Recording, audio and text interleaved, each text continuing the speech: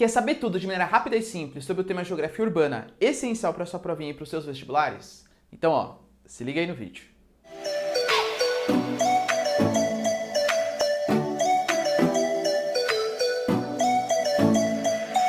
Fala, galera, beleza? Vocês também estão legais, tranquilos, de boa? Então tá, Galera, é o seguinte, a gente vai discutir um pouquinho na nossa aula de hoje sobre o tema chamado de geografia urbana. Um dos temas, assim, mais importantes, com certeza, da geografia e que causa mais impactos na nossa sociedade, visto que hoje a gente tem uma sociedade que é muito mais urbanizada do que rural no mundo, tá? Isso aconteceu recentemente, não foi um passado tão distante assim, mas hoje a nossa sociedade ela é muito mais urbana, isso é bem interessante.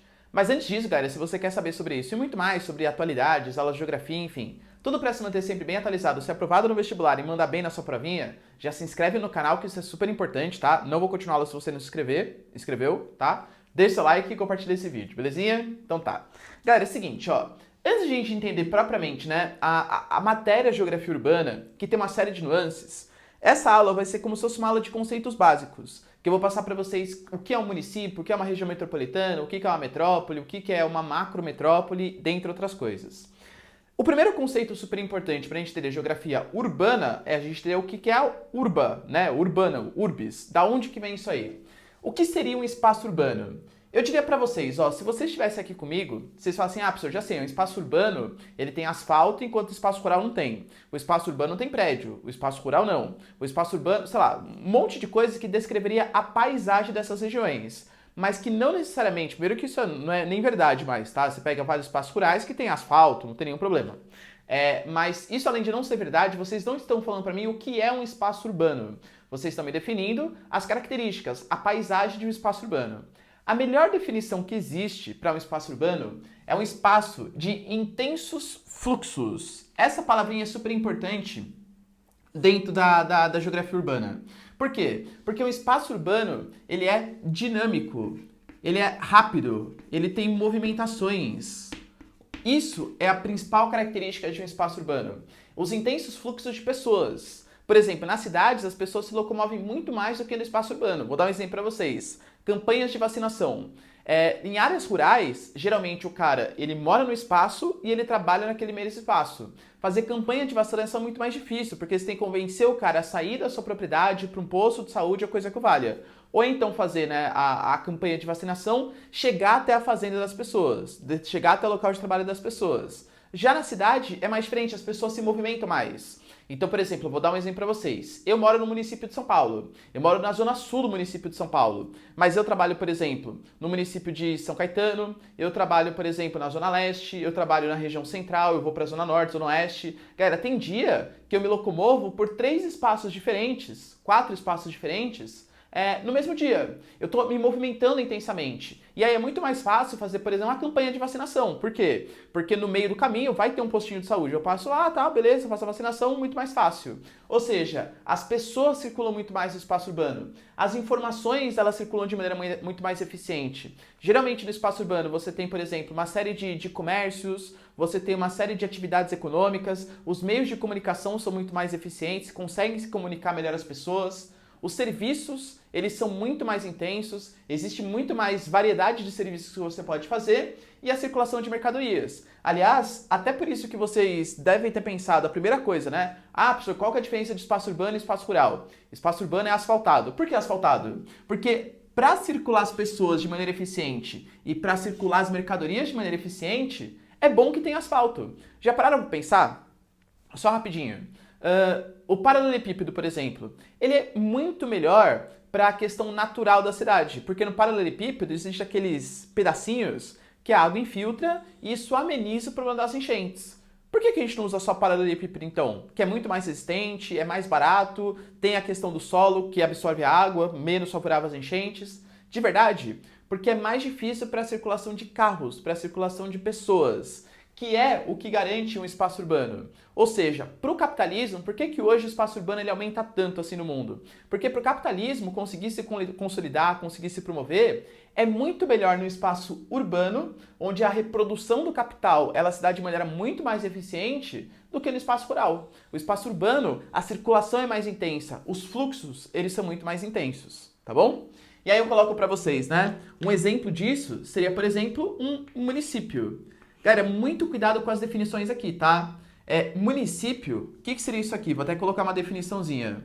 É a menor unidade administrativa do país. Então, nós temos lá, por exemplo, a maior unidade administrativa é o próprio país, que tem lá os seus senadores, deputados federais, o presidente, por aí vai. Nós temos os estados, que tem o governador, o deputado estadual, coisa que valha. E nós temos os municípios. Os municípios que o poder executivo são os prefeitos e os vereadores são o poder legislativo, tá? Então, vou pegar como exemplo o município de São Paulo, tá? Que é o que eu moro. A gente tem o município de São Paulo. No município de São Paulo, a gente consegue dividir em área urbana, que geralmente a área urbana eu vou chamar de cidade. Então, a cidade sempre é menor que o município, porque a cidade é só a área urbana do seu município, e nós temos a área rural, que geralmente a gente vai chamar de campo. Ou seja, nós temos o campo e a cidade dentro de um município. É que, claro, por exemplo, você pega municípios grandes, né? Por exemplo, São Paulo, o município de São Paulo, toda essa unidade territorial, que tem o seu prefeito, o seu vereador e tal, ele é muito urbanizado, então às vezes a gente até acaba se confundindo, fala assim, o prefeito da cidade de São Paulo. Não é o prefeito da cidade de São Paulo, é o prefeito do município de São Paulo, que é a unidade administrativa, que é a unidade territorial. Ele comanda, esse prefeito, tanto a área urbana como a área rural. Nossa, professor, mas em São Paulo existe área rural? Existe, claro que existe. Você pega, por exemplo, o extremo sul do município de São Paulo, região de Parelheiros e tal, é uma área rural, tá bom? Quem define isso, se vai ser uma área urbana ou se vai ser uma área rural, são os próprios legisladores, a própria geografia, né, os cientistas do município. Por quê? Eles ficam definindo pelas características, pelos serviços oferecidos, pelo grau de complexidade dos serviços que ali existem, se aquilo vai ser uma área urbana ou uma área rural. Um grande jeito de você saber se você mora numa área urbana ou uma área rural, segundo o seu município, é você ver o imposto que você paga. Quem mora no município, na área urbana, paga o IPTU, quem mora na cidade, e quem mora na área rural paga o IPTR. De verdade, um pequeno desabafo aqui. Geralmente, as prefeituras gostam de dar um miguezinho. Professor, por que migué?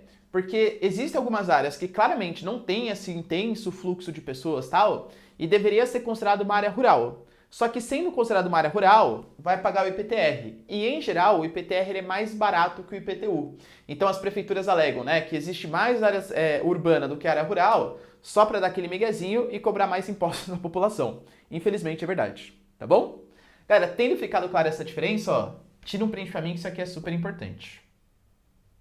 Falando então, pessoal, agora dos principais conceitos de geografia urbana, que vai ser super importante para que vocês entendam o que é a urbanização e também os planos sociais, ambientais que existem nas cidades e nos municípios, eu vou começar a apresentar para vocês uma série de características, uma série de definiçõezinhas para vocês. Primeiro que é o conceito de urbanização. Então a gente fala assim, o mundo hoje está passando por um processo de urbanização, o Brasil está passando tal. O que seria esse processo de urbanização?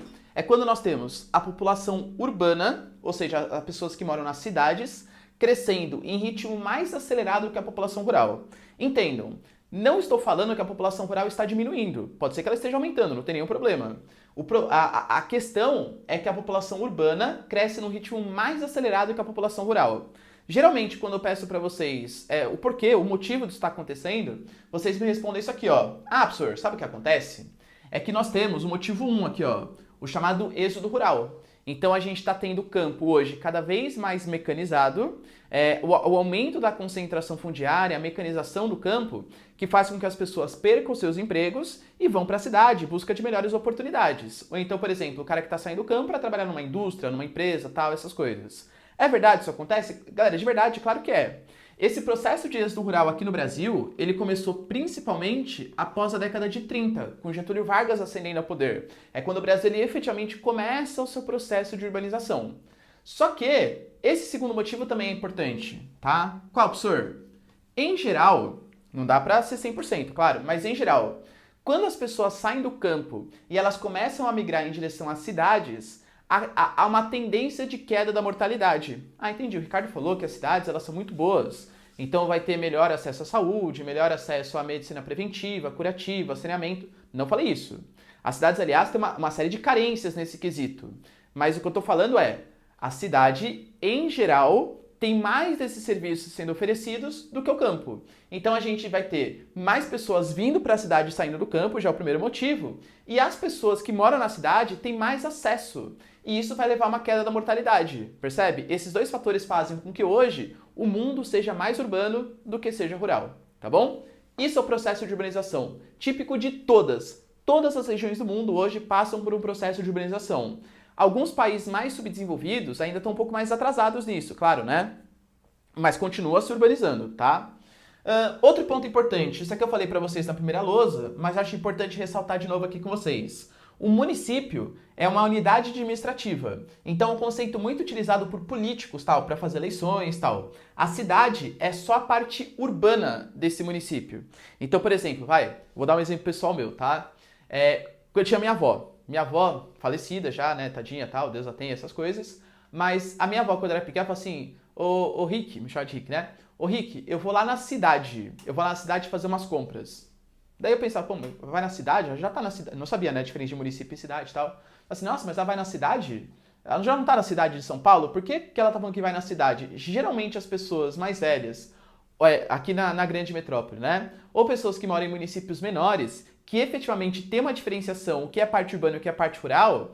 Quando a pessoa que fala que vai para a cidade, ela tá falando que ela vai para o centro. Por quê? Qual que é a definição de parte urbana, lembra? É um local de intenso fluxo de pessoas, mercadorias, circulações e tal. Então, a sua avó, né, ou enfim, a pessoa que está indo para a cidade, ela está indo para esse local de intensos fluxos. É que hoje, São Paulo, né, é praticamente todo urbanizado. Então a gente pode falar que praticamente todo o município de São Paulo é uma cidade. Hoje não faz mais sentido, né? Sei lá, eu moro, por exemplo, numa região do centro expandido de São Paulo. Assim, tô indo pra cidade. Não, você já tá na cidade, você já tá na parte urbana. Mas claro, não vai... Ô vó, você tá errado, porque hoje não vai falar isso pra sua avó, claro, tá? Respeita um pouquinho ela aí, beleza? Então, tira um print que a gente vai continuar com as definiçõezinhas. Um dos conceitos mais importantes que a gente vai ter sobre geografia urbana é o conceito de metrópole. Isso aqui seria uma metrópole. Metrópole, que eu até coloquei para vocês, né? Tá definido aqui como se fosse uma espécie de cidade-mãe. Ou seja, quando você pensa numa mãe, uma mãe fala assim, né? O coração de mãe sempre cabe mais um, né? Essas coisas e tal. Qual que é a ideia? A ideia é que a metrópole, ela tem a capacidade de dar conta das necessidades dos serviços, não só da população do seu município, da sua cidade, mas sim da população de outros municípios, de outras cidades. Por isso que a gente fala que é uma espécie de cidade-mãe. A definiçãozinha mais precisa é aqui, ó. Cidade com grande capacidade de polarização. Professor, polarização, né? Calma, vou falar já. Social, cultural e econômica. Professor, o que é polarização? Aliás, geografia urbana, vocês podem perceber que é cheio de teminhas, né? Cheio de conceitos um pouco mais complicadinhos. Se eu tivesse que dar uma definiçãozinha para polarização, seria a definição de influência. Ou seja, uma cidade polariza a outra. Eu estou falando que uma cidade está influenciando a outra, tá? Então, por exemplo, sei lá, São Paulo polariza Campinas. Por quê? Porque São Paulo, de acordo com os serviços que oferece de educação, de saúde, transporte, eventos culturais, exerce um certo grau de influência na cidade de Campinas, tá bom? Isso é uma metrópole. Então, cidade com grande capacidade de polarização, ou seja, de influência social. Vamos pensar socialmente, por exemplo, de novo, né, a maior metrópole que a gente tem no Brasil, que é a metrópole de São Paulo. Mas existem outras, Rio de Janeiro, tá, essas coisas. São Paulo, socialmente, se você pegar os municípios próximos, as cidades próximas de São Paulo, você vai ver que várias das pessoas acabam até trabalhando em São Paulo, justamente porque é um polo de emprego. Socialmente, tem as melhores universidades da região do estado de São Paulo, em geral, né, as principais universidades estão aqui, os polos de emprego, a bolsa de valores. Socialmente, atrai muita gente para cá, é um polo social, percebe? Aliás, tem até um tipo de migração que é feita, que a gente vai chamar de migração não, perdão, de movimento, chamado de movimento pendular. O que seria isso? Como São Paulo é um polo social, o que acontece? Vamos imaginar que a gente tem uma pessoinha aqui, que mora, por exemplo, em São Bernardo. Vou colocar aqui, ó, SB, São Bernardo. Só que ela trabalha todo dia em São Paulo, uma coisa bem comum de acontecer. Então, cara, ele mora em São Bernardo, mas ele trabalha em São Paulo. Aí vai lá, trabalha em São Paulo, depois volta para São Bernardo. Esse cara, ele fica como se fosse um pêndulo diariamente. mora em São Bernardo, trabalha em São Paulo. Trabalha em São Paulo, mora em São Bernardo. Mora em São Bernardo, trabalha em São Paulo. São Bernardo acaba ficando por muitas vezes como se fosse uma espécie de cidade dormitório. O que seria essa cidade dormitório? É uma cidade que ela serve quase que exclusivamente para servir de dormitório mesmo. A pessoa vai lá, dorme para trabalhar em outro município, tá bom? Esse tipo de movimento aqui que acontece, a gente chama de movimento pendular. A disseminação das regiões metropolitanas, a disseminação, por exemplo, de ônibus intermunicipais, de trem intermunicipais, serviu muito para aumentar esse tipo de movimento, desse movimento pendular, tá bom? E claro, isso prova como São Paulo é uma metrópole.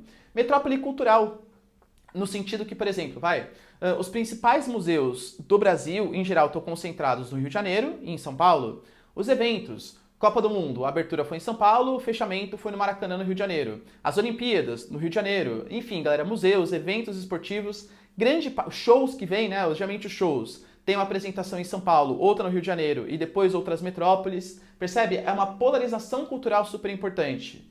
E economicamente, então, galera, São Paulo talvez seja a maior metrópole do Brasil.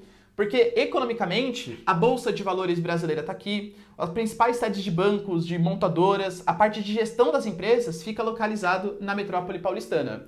Percebe a influência que tem? Só que, claro, vamos pegar, por exemplo, São Paulo é uma metrópole? Claro que é, uma metrópole. Belo Horizonte é uma metrópole? Claro que é. Só que se você for pegar a complexidade de serviços, de funções que São Paulo oferece, é muito maior do que a complexidade de funções de serviços que Belo Horizonte oferece. Então existem vários níveis de metrópole. Assim como, por exemplo, Nova York. Nova York é uma metrópole? Com certeza. Só que o grau de complexidade de Nova York é muito superior ao grau de complexidade de São Paulo. Existem muito mais serviços, funções, é muito diferente, percebe? Então a gente consegue definir vários níveis de metrópole. Aqui no Brasil, o IBGE listou pra gente várias definições, metrópole subregional, metrópole regional, metrópole estadual, metrópole nacional, tal.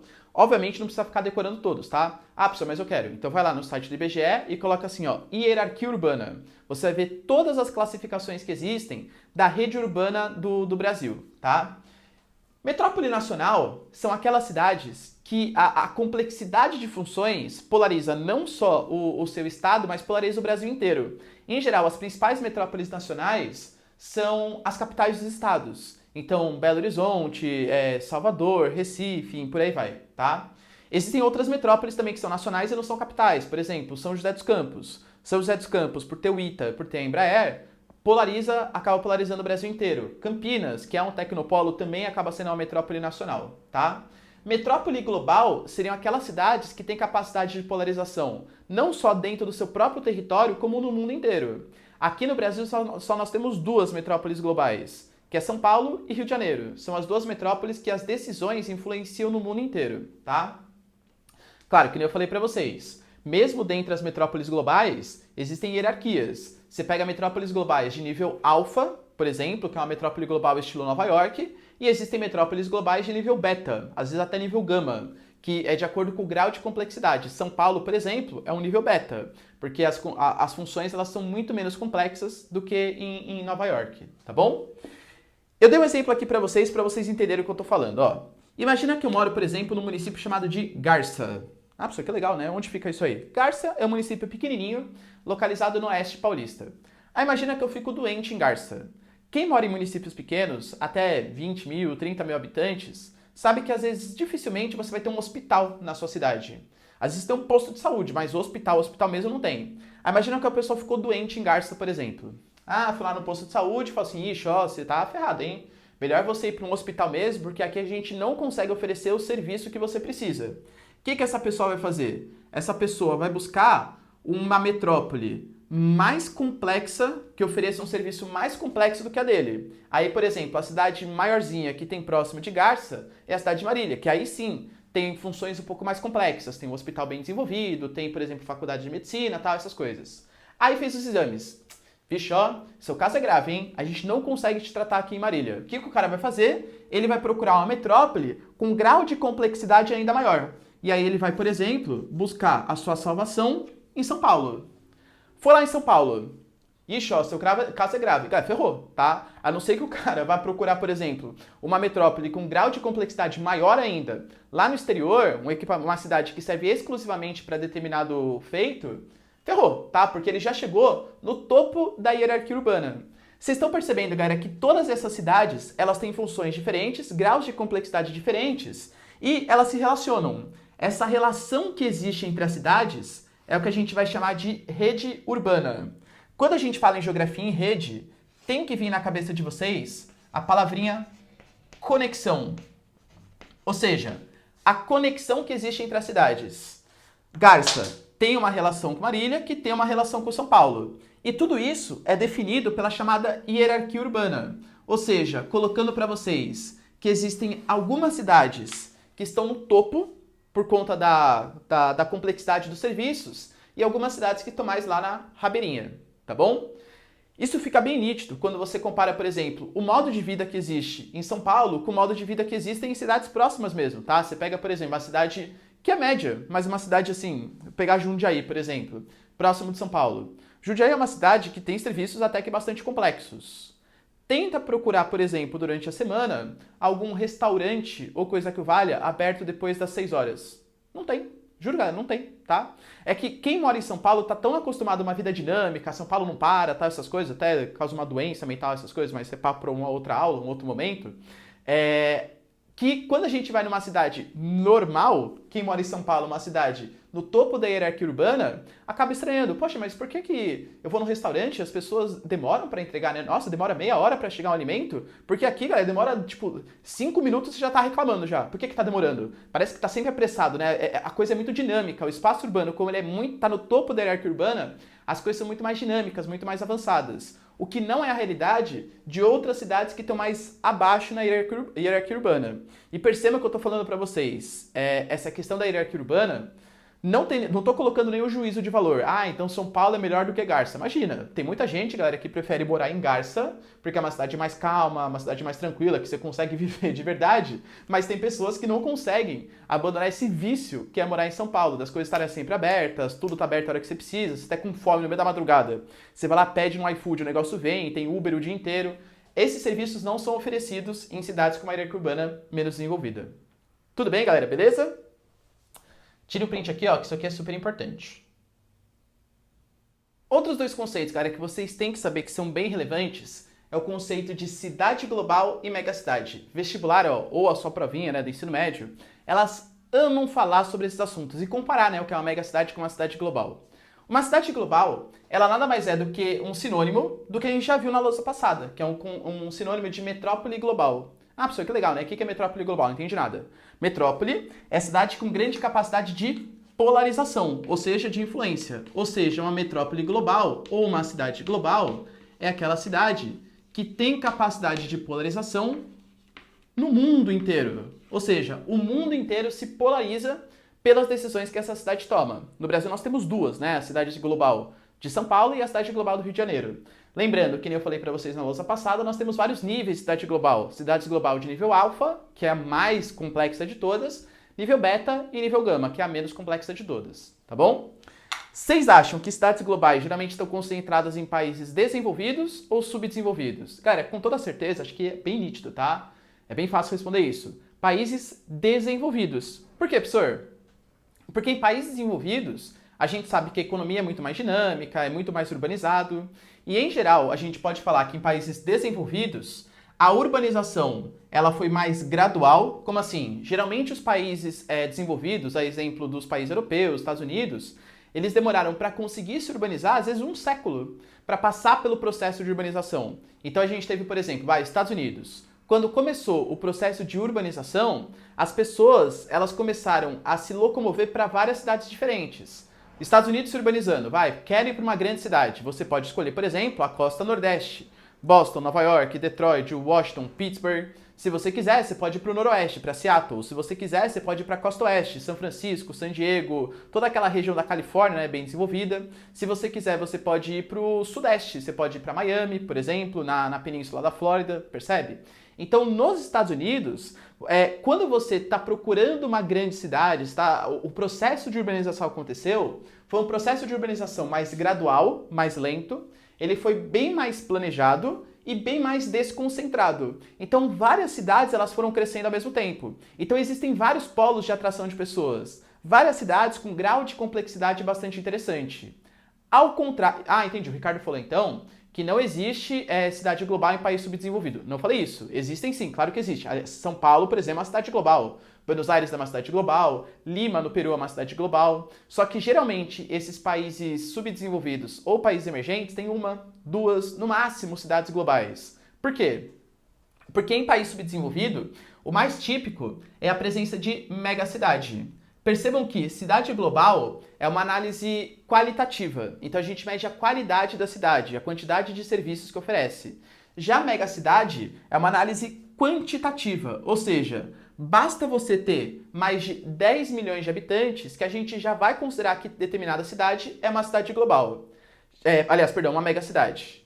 Dica: geralmente megacidade está concentrada em países subdesenvolvidos. Professor, por quê? Porque país subdesenvolvido, ao contrário dos países desenvolvidos, a urbanização ela foi mais rápida, concentrada e não planejada. Então, por exemplo, vou fazer para vocês aqui o nosso famosíssimo Brasilzão esquemático.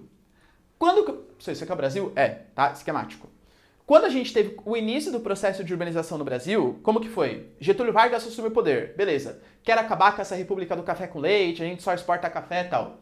Getúlio Vargas foi lá e viu aonde que a gente tinha um acúmulo de capital, meios de comunicação, mercado consumidor mais eficiente. E percebeu que isso existia em São Paulo. Beleza. Aê, vamos industrializar. Vamos industrializar onde? São Paulo.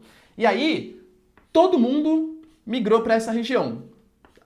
Até de fora do país, brincando, tá? Mas todas as porções do território acabaram migrando para São Paulo. Então a gente vai ter uma urbanização muito rápida. São Paulo se urbanizou, por exemplo, em questão de 10, 15 anos. Já era uma cidade, um município bastante urbanizado, tá? De maneira extremamente concentrada. Então não é que surgiram vários polos de atração de investimento. Você pega, por exemplo, na Alemanha, Munique, Frankfurt, Essen, várias cidades grandes. Aqui no Brasil, São Paulo. E aí, claro, depois foi desconcentrando um pouquinho, né? Hoje a gente passa por um processo de desconcentração. Mas a tendência é que a urbanização ela foi muito mais rápida, 10, 15 anos, não um século que nem aqui, concentrada, um município, 2 municípios atraíam todo mundo e não planejada. Vai lá, ocupa. E aí a gente ocupou áreas de várzea, e aí fica favorável, qualquer chuvinha já dá enchente. A gente ocupou regiões de encosta, e aí qualquer chuvinha já tem o deslizamento de terras, percebe? Isso traz uma série de consequências negativas pra gente até hoje. Os problemas sociais que existem em São Paulo, ou nas grandes metrópoles, né, do Brasil, violência, déficit habitacional, falta de acesso ao lazer, desigualdade social, tudo isso decorrente desse mau planejamento, da maneira como São Paulo foi urbanizado, e os problemas ambientais também. Enchentes, ilhas de calor, inversão térmica, todos esses problemões, né? Causados por esse mau planejamento. Ah, entendi. O Ricardo falou que megacidade só tem, então, em país subdesenvolvido. Não falei isso. Se a gente pegar, por exemplo, hoje, a cidade com o maior número de habitantes é a cidade de Tóquio. Mais de 40 milhões de pessoas. Claro, galera, o Japão é injusto, tá? Comparar. Os caras têm extremamente populosos, mais ainda povoados. Até porque no território japonês, 79% é montanhas que não podem ser desmatadas, e 21% é litoral, que é a região onde eles efetivamente ocupam. E lembrando que são milhões ali de habitantes, tá? Então é a cidade mais povoada, densamente povoada. Tem umas coisas assim bizarras, né, que a gente vê lá no Japão. Por exemplo, o Hotel Gaveta, em que você dorme, galera, numa gavetinha, literalmente. Pra mim parece um necrotério, me daria um pouco de claustrofobia aquilo lá, tá? E o Japão, ele tem várias adversidades, né? Por exemplo, no Japão, qual seria a solução se você tem muita gente querendo ocupar pouco espaço? Construir prédios gigantescos. E aí você tem prédio de 30, tal andares. Pode fazer isso no Japão? Não. Por quê? Porque o Japão é um país que tem muitos abalos sísmicos. E aí, se tivesse um terremoto de grande magnitude, mesmo com os amortecedores que todos os prédios têm lá, não seria suficiente para não ter um desabamento. Então, olha as adversidades que os caras têm, e mesmo assim são dos países mais ricos e desenvolvidos do mundo. Os japoneses são sensacionais, tá? Fizeram Dragon Ball, tal, são sensacionais. Vamos voltar aqui, ó. Então claro que tem megacidades em países ricos, tá? Nos Estados Unidos tem, no Japão tem e tal. Mas está concentrado em países subdesenvolvidos, preferencialmente países subdesenvolvidos emergentes. Brasilzão, Argentina e por aí vai, tá? Professor, tem uma dúvida. Na Europa, existe megacidade? Existe. Uma. Ah, professor, já sei, é Berlim. Não, não. É Lisboa, não. É Madrid, não. É Milão, não é. É Londres, não é. Todas essas cidades, só para vocês terem uma noção, tem menos de 10 milhões de habitantes.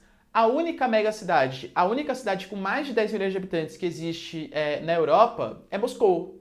Mas fica na Rússia? A Rússia não é Ásia? Não, hein? Não esquece que a Rússia, ela tem uma partezinha que é europeia, tem a partezinha que é asiática. A Moscou fica na parte europeia da Rússia. Só uma curiosidade, a parte asiática da Rússia a gente chama de Sibéria. Tudo bem? Então, ó, cidade global concentrada em países desenvolvidos, megacidade em países subdesenvolvidos. Certo? Tira um print aqui da tela e vamos continuar com as nossas definiçõezinhas. Outros conceitos, galera, que se fazem bem necessários são os conceitos aqui, ó, de região metropolitana e de RID, Região Integrada de Desenvolvimento. Vamos entender o que é isso, né? Fala assim, a Grande São Paulo. O que seria essa Grande São Paulo quando fala na mídia, nos telejornais? A Grande São Paulo, ele está falando sobre a região metropolitana de São Paulo. O que seria uma região metropolitana? Não só de São Paulo, tá? Lembrando, galera, que eu tô aqui colocando dados de São Paulo, porque obviamente faz parte da minha realidade, né? Eu moro em São Paulo, mas isso vale para todos os municípios, todos os estados do Brasil e do mundo também, tá bom? Uma região metropolitana seria uma metrópole, ou seja, aquela cidade com grande capacidade de polarização cultural, social e econômica, e os municípios conurbados com essa metrópole. Ah, professor, que legal, né? Conurbado, né? O que é isso? Conurbado nada mais seria, conurbado aqui, ó, quando há uma junção de áreas urbanas. Como assim, professor? Você tem, por exemplo, ó, vamos pegar dois municípios aí que são vizinhos, São Paulo e Guarulhos. São dois municípios vizinhos, tá? Vou até fazer para vocês, ó, um desenho, deixa eu ver onde eu faço. Vou fazer aqui, ó. Aqui está o município de São Paulo, Zéon, e aqui está o município de Guarulhos. São dois municípios vizinhos. E aí? E aí que toda cidade, lembra, né? Inicialmente, o município é a unidade territorial e a cidade é a parte urbana do município. Geralmente a cidade ela começava nessa área central. Então a gente tem o município de São Paulo, o município de Guarulhos, e em azul a cidade de São Paulo e a cidade de Guarulhos. Beleza. A cidade de São Paulo foi crescendo, foi atraindo mais comerciantes, tudo tal, beleza. E aí a gente teve uma expansão da área urbana de São Paulo, e uma expansão da área urbana de Guarulhos. Ah, conectou. Essa conexão que existe entre áreas urbanas de municípios diferentes é o que a gente vai chamar de conurbação. Cuidado, pessoal, não é cornubação, tá? Conurbação é a junção de áreas urbanas de municípios diferentes.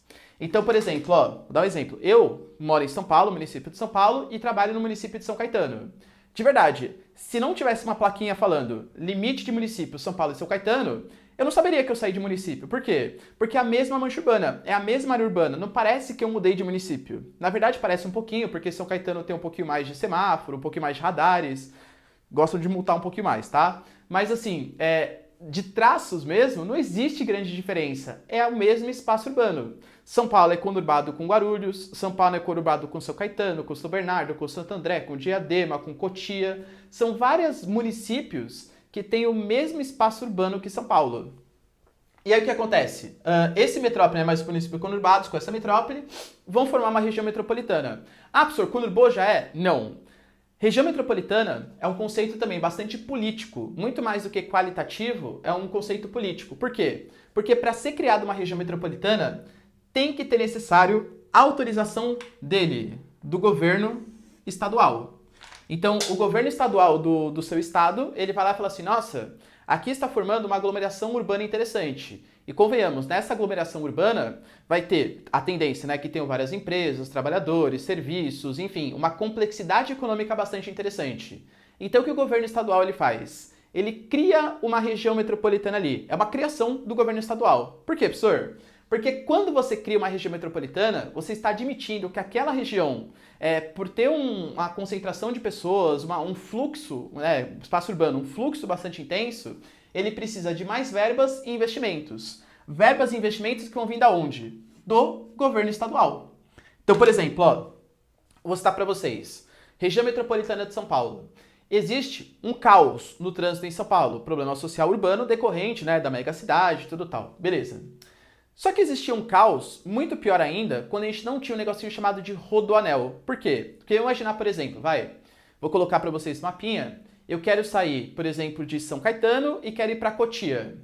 Galera, pegando a lógica, eu teria que passar pelo meio do município de São Paulo, pegando a Marginal Pinheiros, Marginal Tietê e tal. Então, a finalidade nem é ficar no município de São Paulo, que já tem um baita trânsito, mas como as regiões, os municípios conurbados com a metrópole paulistana teriam que passar pelo meio de São Paulo, isso geraria ainda mais trânsito para São Paulo, para o município de São Paulo.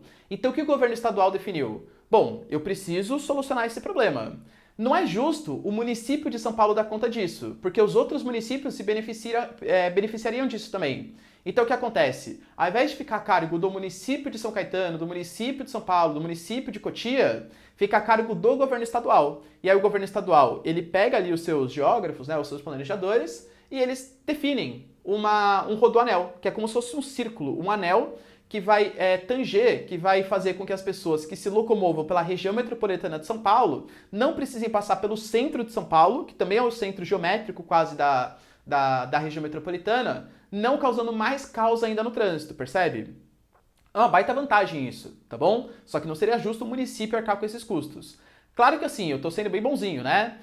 O governo estadual de São Paulo, independente de qual partido político foi, fez algumas besteirinhas. Por exemplo, o Rodoanel, ele não está pronto até hoje, porque o trecho norte ele passa exatamente em cima da Serra da Cantareira, que é uma área que você não pode desmatar e muito menos construir uma rodovia que vai trazer ocupação, entre outras coisas. Então assim, faltou um pouquinho só de planejamento, né? A galera aqui em São Paulo chama de Roboanel.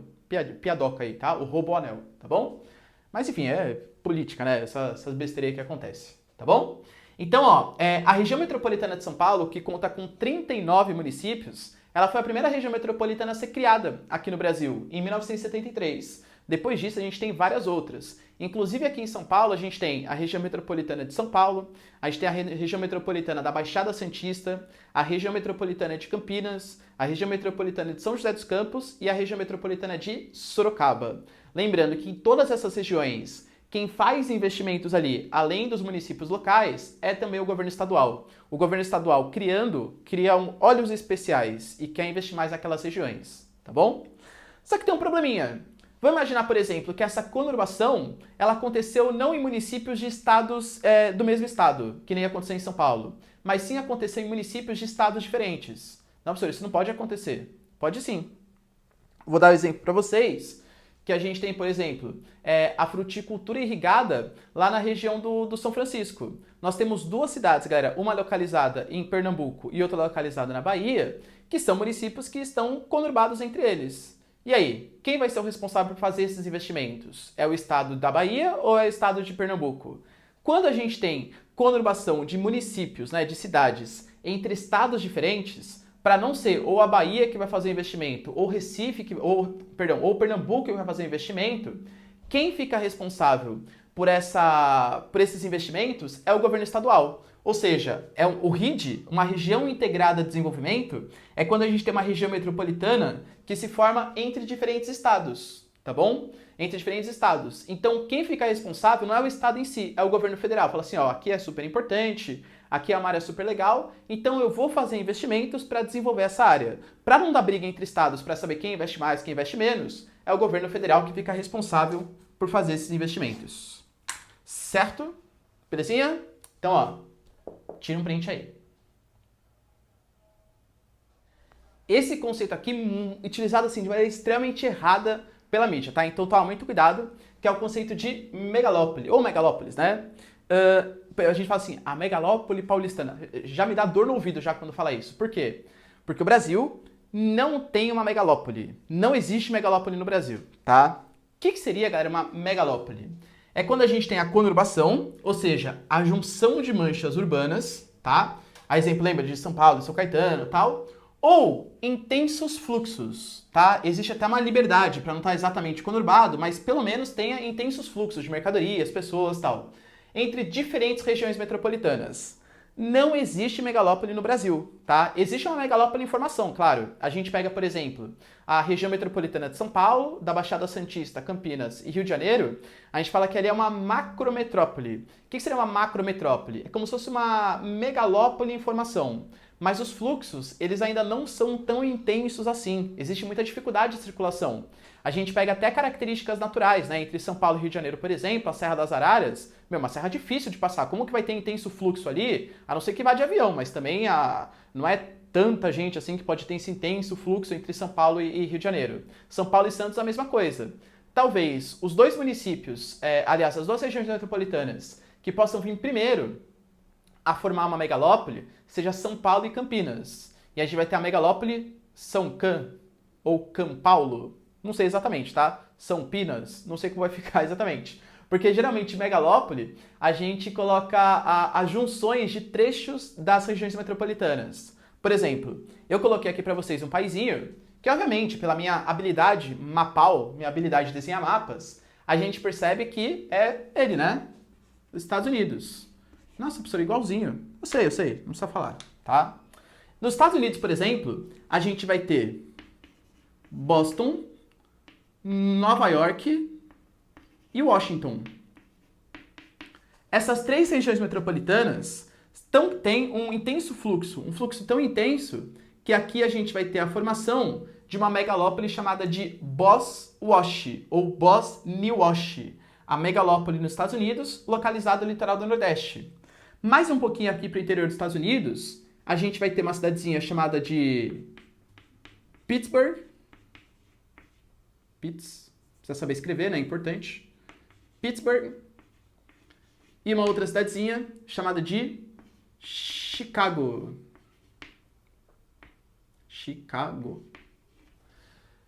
Essas duas metrópoles também se conurbaram, formando Schittsburg. Mentira, galera, não é, tá? É Schipitz, formando a megalópole aqui chamada de Schipitz, tá bom? E nós temos aqui uma megalópole formada por São Francisco e San Diego, que é uma megalópole chamada de San, na costa oeste dos Estados Unidos. Percebam, galera, isso são megalópolis. Regiões metropolitanas com intenso fluxo, ou até mesmo conurbados, no limite ali do raciocínio, tá? Nos Estados Unidos nós temos Bosniwash, Schipitz, Chicago e Pittsburgh e Sansan. Temos uma megalópole no Japão também, chamada de Tokaido. No Brasil não existe megalópole, tá? No Brasil a gente só tem uma macrometrópole, ou seja, uma megalópole em formação. Talvez São Paulo e Campinas seja mais rapidinha, daqui uns 20, 30 anos, a ser formado com o desenvolvimento aí dessas cidades. Tudo bem? Belezinha? Galera, tira um print aqui, ó. E pra gente finalizar aqui a nossa aulinha, a gente tem que saber, galera, que mesmo nas questões das metrópoles, existem várias metrópoles com funções diferentes, né? Por exemplo, a gente pega a metrópole Olímpia. Nossa, professor, Olímpia é uma metrópole? Para quem não sabe, Olímpia é uma região no interior do estado de São Paulo. É uma metrópole, mas claro, com um grau de complexidade muito pequenininho. Por quê? Porque praticamente, galera, a cidade funciona em torno da metrópole turística, da função turística. Tem um parque aquático em Olímpia que é extremamente visitado. É uma metrópole muito mais regional, porque não são pessoas do Brasil inteiro que vão para Olímpia, e é uma metrópole que tem uma função turística super importante, tá? Existem outras cidades que têm essa mesma característica. Temos aqui, por exemplo, Meca, Aparecida. São cidades, Meca, por exemplo, uma cidade global, com toda certeza, mas que tem a sua função muito religiosa, uma metrópole global. Aparecida é uma metrópole nacional, porque vem gente, galera, polariza o Brasil inteiro, né? Que a gente tem a da padroeira do Brasil, Nossa Senhora Aparecida. É uma metrópole nacional com uma função exclusivamente religiosa. Alguém aqui já foi para Aparecida porque, nossa, eu queria muito procurar um emprego em Aparecida? Não tem isso, tá? Claro que existem outras coisas em Aparecida do Norte, mas a função quase que exclusiva de Aparecida é a sua função religiosa. Vai lá visitar a igreja, todas essas coisas, beleza? Temos cidades com funções portuárias, tipo Roterdã, nos Países Baixos, Santos, por exemplo, né? Que hoje já não é mais só portuário, tem outras coisinhas mais. Mas é a principal função ainda da cidade, tanto, por exemplo, no turismo, né? Com os portos e tal, até com algumas praias também, e com a recepção. Santos ainda é hoje o porto mais movimentado do Brasil. E temos cidades que é difícil é uma metrópole, né? Geralmente metrópoles globais, mas que as funções são múltiplas. Por exemplo, São Paulo é um centro econômico, é um centro turístico, é um centro cultural. Tóquio, Nova York, Berlim, exatamente a mesma coisa. Tudo bem, galera? Deu para entender? Entender esses conceitos básicos da geografia urbana, super importante para sua prova e para o seu vestibular, beleza?